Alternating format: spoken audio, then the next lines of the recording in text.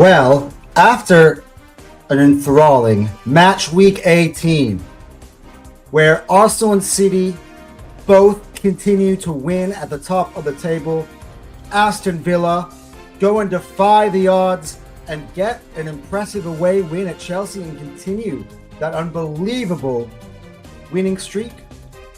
We are now reaching the midway point of the season. We are reaching 2026. Guys, it's time for the final Anton's Cheers of the year. Let's go!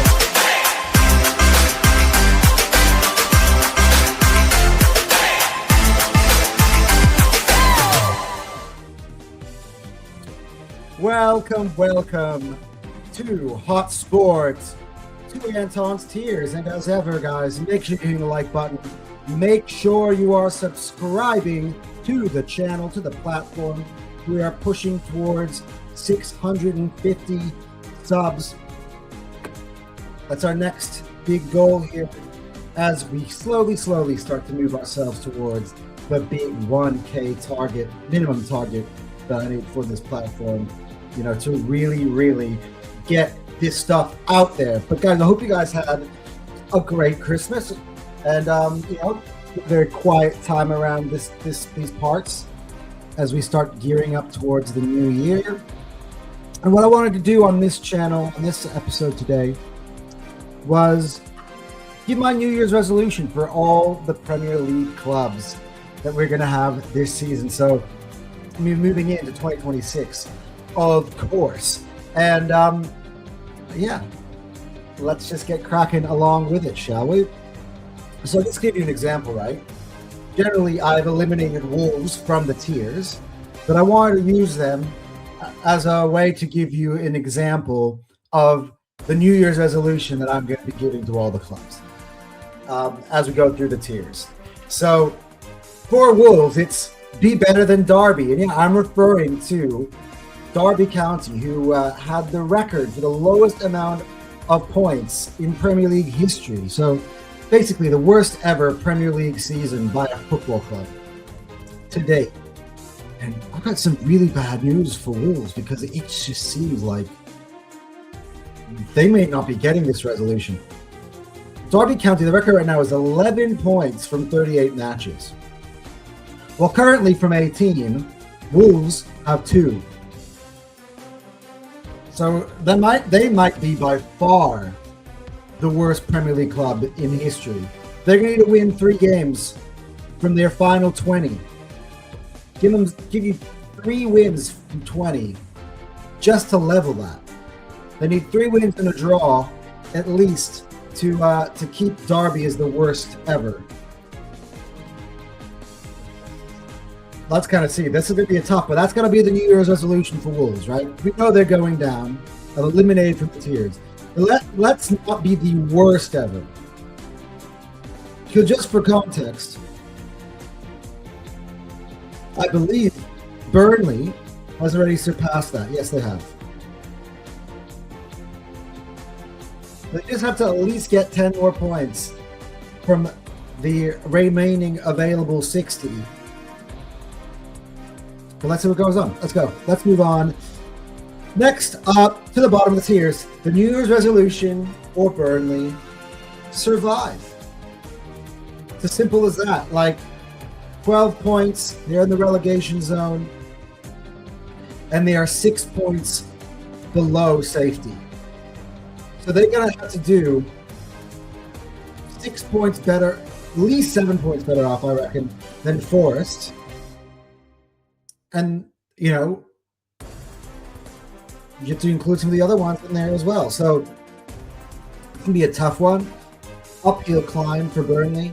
But yeah, that's my New Year's resolution for them. Just survive. Now, of course, two of the other teams are going to get relegated alongside Wolves. Burnley right now is the hot favorite for that to happen. But you never know. There are 20 games to go. Next up, find a cushion. So I got to say, Bournemouth were once really pushing the top of the tiers. Now they're the second from bottom tiers. Here is a reality check for Bournemouth. They're on 22 points. That's 4 ahead of Forest, 2 ahead of Leeds. Now, it's 9 points above the drop zone, which is West Ham at the moment. So for them, it's like, let's build that cushion and keep ourselves away from the drop zone, whatever it is this year. Like, I think those higher goals are kind of be gone, and it seems like Semenyo is going to be off to City. I was just reading reports from Ben Jacobs that they're trying to accelerate that deal within the next 48 hours. So then Semenyo is going to be gone. It's like, okay, we don't really have that game changer in our team anymore. Let's just stay up. Let's get ourselves to the summer so we can retool. Maybe they get themselves something already in January and kind of with the Semenyo money and try to find something else. I don't know, but whatever it is, that player is going to have to embed quickly and try to figure things out and keep pushing. And same, I think, with Leeds and Fulham. I think Leeds, impressive that actually got a point at the Stadium of Light. And with Leeds, they went to West Ham, they got a win. They got Leeds now. With that, they are 7 points clear of the drop zone. Fulham, double the amount of points as West Ham. But again, just maintain that. Just keep yourselves the hell away from the relegation zone. And then there's the other two. The two teams that are currently in the relegation zone. You got to build this. To be honest, these two teams are too good. West Ham is one. Well, the one that's battling against it, which is Forest, which is barely outside of it, West Ham. These teams are too good. For me, talent-wise, to be even flirting with the relegation zone, it should have been Fulham. It should have been Leeds. It should have been Sunderland. Brentford was one of the teams I had that was favourite to do it. But this is just kind of the way it is. We're halfway through the season, and this is the reality of the situation. These two teams either find themselves the form that we all know that they're talented enough to just keep themselves away from trouble. Otherwise, one of the 5 teams in here, at the moment, it's most likely West Ham or Forest, are going to find themselves in the championship next year. But again, that's kind of the challenge for most of these teams, is just keep themselves the hell away from that drop zone. Next up, get back to expectation. That's right, third for bottom tier. The 7th tier is Newcastle. The team that I had ranked at the start of the season, I believe, as the 6th best squad in the Prem. Top 5 now. I would say top 5. Top 5 best squads in the Prem. And right now they're in the bottom 7 teams in the league. What's their points total again? 14th. Bottom 7. But their fixture list is easy coming up. It really opens up. It's been a tough first half of the season fixture-wise for Newcastle. Let's not make no mistakes about it. But back-to-back losses. They lost to Man United, and they've drawn against Chelsea. Two sides that they're probably similar in quality to. And yeah, look, they're almost halfway through the season, and they've only got 23 points. So that's like less than 50 points, almost tracking for the whole season. So they really got to get their shit together. This second half of the year needs to be almost flawless for Newcastle to achieve their New Year's resolution, which is to get back to expectation. They have been one of the biggest disappointments so far this year. As much as their fans keep telling, let's not worry about it. Well, we're halfway through the season. I think it's time to start to be real about Newcastle. Next up, get in the top 10. So for Crystal Palace, for Everton, and for Sunderland, those are the teams on this tier. Let's try to get themselves into the top 10. Now, at the moment, Crystal Palace, Sunderland 7 and 9, Everton 12, but they're really a point off of Fulham, who is in 10th. That's going to be, I think, the goal for these teams. For Sunderland, it's been incredible for a team that has come up from the Championship. The form they've shown is legit. 28 points, 7th in the table. So at the moment, like, gears have shifted now. The reality is they're staying up. Let's be one of those teams, if I'm Sunderland, that goes, all right, now, you know what? Not only am I up here, next year, when we preview the seasons, we're going to be in that top half of the league expectations. So but in order to get there, they got to achieve that. And at the moment, they're on pace to achieve it. They just kind of maintain what they have done so far this season. For Everton, like, again, I think they've been somewhat top 10 consistent. I've always kind of think they're middle of the pack. I think 10th would be a fair reflection for them. They're just a point behind them. Do I back them to probably get there? Yes. I think I back all three of these to achieve their New Year's resolution. And for Crystal Palace, again, lots of change. I expect Gahey to come off of the squad at some point during this January window. But Glasner's got to keep that ship afloat, and I think they've been doing a remarkable job. There's sometimes they pushed the top of the top teams in the league, and then there have times that they've fallen off. Right? I think recently they've been in a poor run of form, but I think overall, I think they're going to reach the mark of what their resolution should be for 2026. Next up, keep it up. I mean, what else can I say for Brentford? Like, they're 8th. I thought they'd be 18th. They're 10 points above the expectation that I had. And they're consistent. Look at what they just did to Bournemouth. Slapped them up at home. They've got another one, that are coming to town that haven't been playing that well recently in Tottenham, a team that has their former manager in it, and I expect them to go ahead and do something against them too. So just well done for the first 18 games. Lost your manager, lost your talisman player, lost your club captain. And they did have definitely had an ace in the hole with Igor Jesus. Not Igor Jesus. Sorry, that he plays for Forest. With Igor Thiago, excuse me. They had definitely an ace in the hole with no one really saw coming because he was out all of last year. But he's been tremendous. Shada has really picked up his game to another level. Adingra has been not Adingra. Oh my god.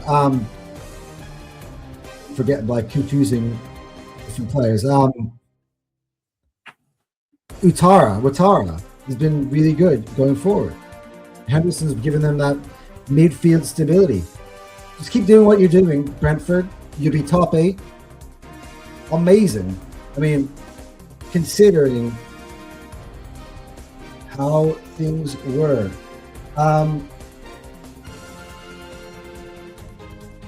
First thing.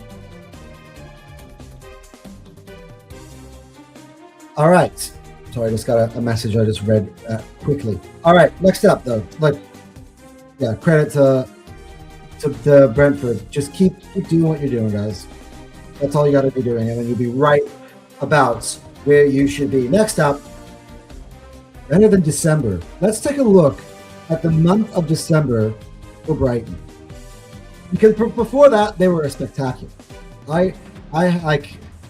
You think about how many points are they on now? They're on 24 points, which has kind of dropped them to 13th in the league. But prior to that, think about it. Look, in the month of December, lost at home to Villa, drew at home to West Ham, lost at Anfield, drew at home to Sunderland, lost at the Emirates. No wins in the month of December. Now they got a chance to change that. A procrastination style tomorrow when they play West Ham at West Ham, and I expect them to do something there. But prior to that, look, that's how many points they accrued. 1, 2 points in the month of December. Before that, they were on 22 points in November. And at the end of November, they were looking fruity. If they're fruity, they were looking good, peachy, whatever the word I'm trying to find it. they can just bottle that form that they had from August to November and copy paste that from January to May, they'll be right as rain. Just avoid this month of December. And I get it. December is a tough month for most teams because of the festive fixtures.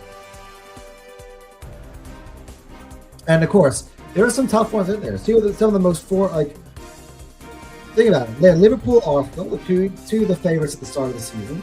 Villa, who's been one of the most formed teams. The thing is, they drew at home against West Ham, and they drew at home against Sunderland. So yeah, they weren't the easiest of runs, but to have no wins in there is crazy. But anyway, as long as Brighton, for me, are able to maintain, I still back them. The talent, the squad that they have, to kind of be back up there ahead of everybody else on this list, just based on, how I feel overall, looking forward projections. Anyway, next up, make Europe. And look, the big question, of course, was on Aston Villa, because I've always said, prove it to me that you guys can beat some of the big teams. Well, they've beaten Man United and they've beaten Chelsea. For me, though, the consistency in the wins is amazing. And if they go to the Emirates and they beat Arsenal for a second time this year, then we need to chat. But until then,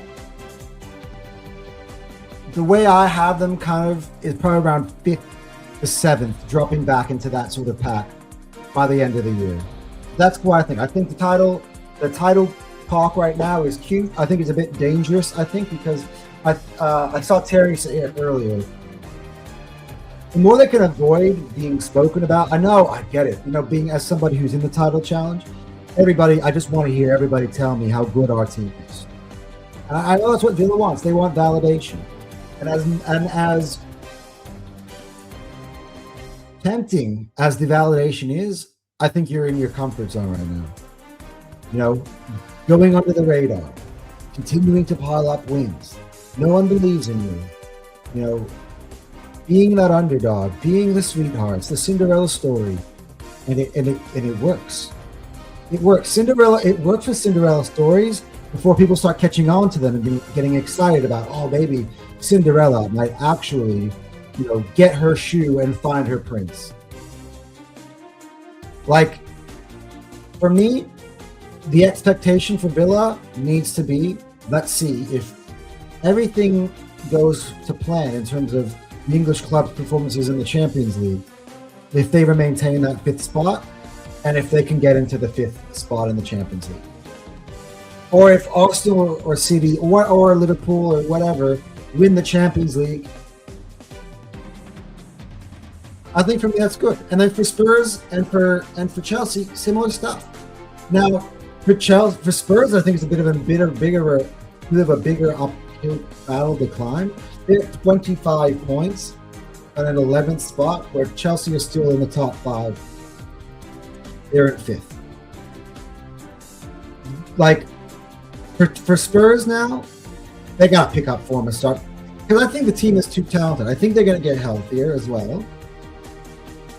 I think they got to, this second half of the season, these teams need to start finding form. And it's impossible for everyone to be doing it at the same time. But what I need to see more from Chelsea and Spurs is to be beating the teams below them in these tiers more regularly than that they have. It's all good and all well and good, going up for it and being up for the big games and getting results against the big guys. The bulk of your season are against everybody below, and that's where you got to pick up the points. That's why I think my philosophy on the seasons are different than everybody else's, which is everyone's like, oh, beat the big teams. And I'm like, yeah, beating the big teams is a differentiator as long as you are beating everybody else. Right now, these two are not beating everybody else. For me, as the season goes on, I think Villa, Chelsea, and Spurs. I think Villa is going to lose a little bit more. Chelsea and Spurs are going to win a bit more. Or Chelsea might just maintain kind of what they got, to be fair, somewhere around here. Tottenham, I think, are gonna play way better in the second half than they did in the first, and I think they're going to be right about the same by the time we hit May. That's kind of what I think. But the New Year's resolution for these teams has got to be make Europe, and I think only one of them has a really good shot at being in the Champions League. I think maybe a couple, to be honest. Anyway, but yeah, that's the New Year's resolution. Moving on, play up to the stature. Now, I know you guys are going to say that, like, oh, bro, you're being a little bit deluded when it comes to Manchester United. Like, you realize what the stature of Manchester United is.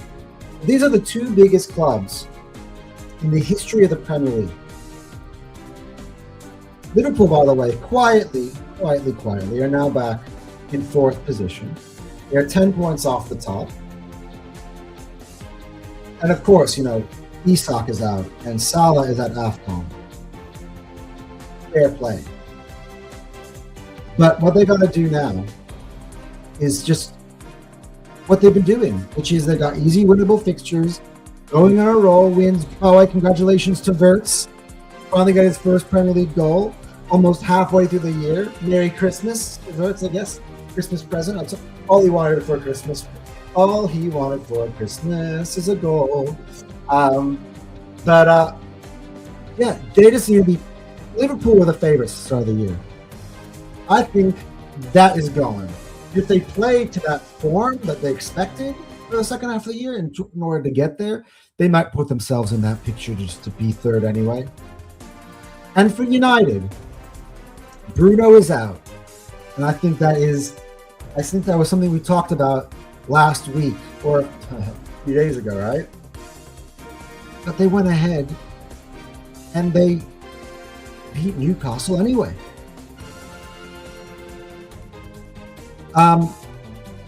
Which I think very impressive. Very, very impressive for me. And I think they've got upside. I think Sesko is going to get better. And Burmo's only going to come. By the way, and Burmo's at AFCON. So probably not just Bruno. Cunha is finding his. Cunha's been firing. Well, great shot from Dorgu. Great goal from Dorgu. I think they're starting to kind of find an understanding with each other. Like maybe add something or two in January for United, but for me, it's just about team chemistry. I look at Sesko the way I look at many of the other strikers in the league, which is eventually he's gonna bang. And I think United put themselves in a good position right now. 29 points, same as Chelsea. Good platform for them to push on, I think, and just play that stature. I think they can maintain this, and then you get Bruno back, and then you get Bruno back. You never know. Cunha can keep up this, and as I say, Sesko. I have a feeling that United will be in the Champions League next year. But play up to the stature, and I think that they can do it. I really do. And then finally, the last New Year's resolution of the year, pretty simplistic.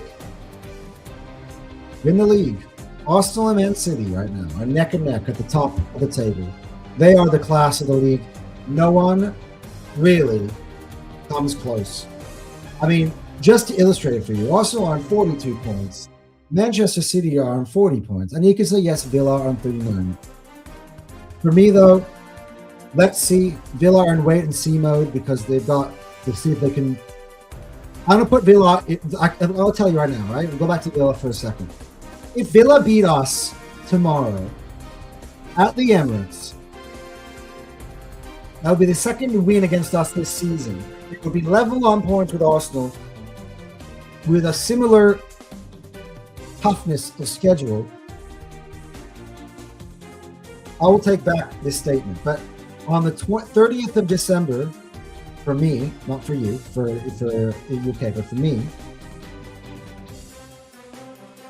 Arsenal and City are levels above everybody else in terms of quality, in terms of consistency.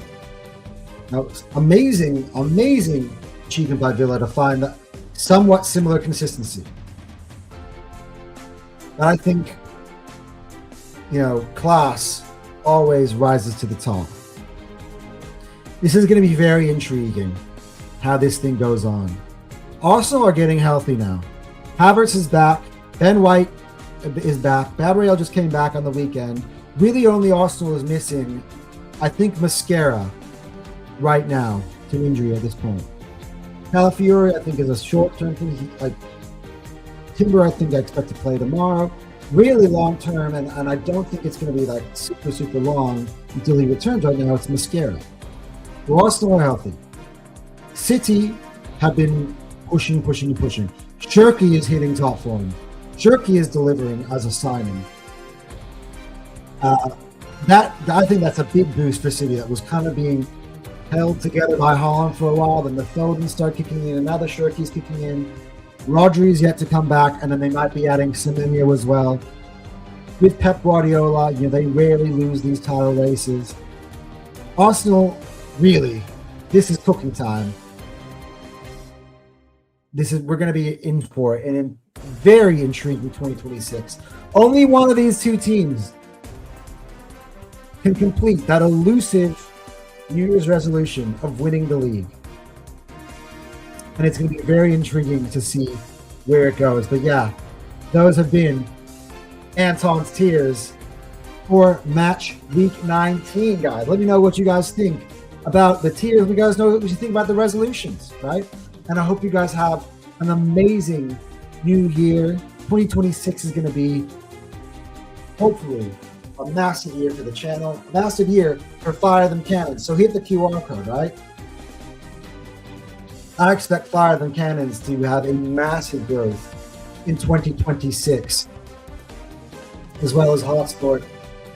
So, yeah, looking forward to that. Hope you guys have a great new year.